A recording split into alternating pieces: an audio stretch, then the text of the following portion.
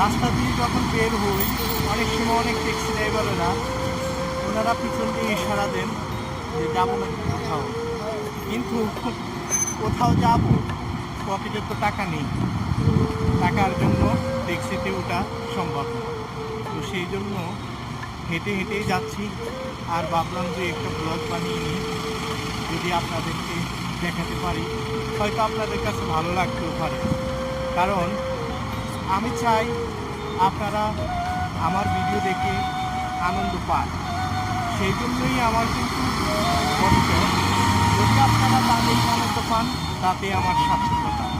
কারণ আমরা বেশি কিছু চাই না বা বেশি কিছু আশা করি না, শুধু সামান্য ভালোবাসাতেই কিন্তু আমরা অনেক খুশি। তো সবার অবশ্যই ভালো লাগবে।